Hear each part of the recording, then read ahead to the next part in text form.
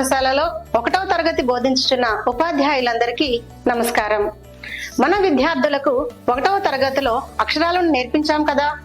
ఆ అక్షరాలను ఉపయోగించి ఇప్పుడు పదాలను నేర్పిద్దాం. అక్షరాలను ఉపయోగించి పదపట్టికను ఎలా తయారు చేసుకోవాలో ఇప్పుడు చూద్దాం.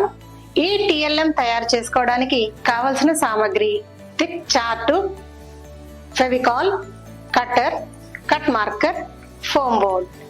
పదపట్టికకు కావలసిన ఫ్రేమ్ ను మనం తయారు చేసుకుందాం. ఒక స్క్వేర్ షేప్ లో ఉన్న ఒక ఫోమ్ బోర్డ్ ని తీసుకుని దాని మీద ఫోమ్ బోర్డ్ ని చిన్న సన్న స్ట్రిప్స్ లా కట్ చేసి ఈ ఫ్రేమ్ మాదిరి మనం అతికించుకోవాలి. ఆ ఫ్రేమ్ లో పట్టే విధంగా 5 సన్నని స్ట్రిప్స్ ని అలాగే ఒక సర్కిల్ ని మనం కట్ చేసుకోవాలి. దానిపైన కలర్ పేపర్ గాని థిక్ చార్ట్ గాని అతికించి మనకి కావలసిన అక్షరాలను వాటి మీద రాసుకోవాలి. మన పదపట్టికను తయారు చేసుకున్నాం కదా.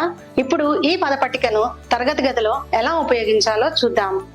ముందుగా మనం సర్కిల్ మీద రాసి పెట్టుకున్న అక్షరాన్ని ఈ విధంగా ఈ స్లిట్ లో పెట్టాలి. ఇప్పుడు స్ట్రిప్ మీద రాసుకున్న దాన్ని దీంట్లో పెట్టి పిల్లల్ని చదవమని చెప్పాలి. గా లా గా లా కలిపి చదివితే గల గల. ఇప్పుడు ఇదే అక్షరాన్ని ఉపయోగించి అనేక పదాలను విద్యార్థులతో తయారు చేయించవచ్చు. గా బా గా బా, గబ గబ, గా డా గా డా, గడ గడ, గా జా గా జా, గజ గజ, గా రా గా రా, గర గర.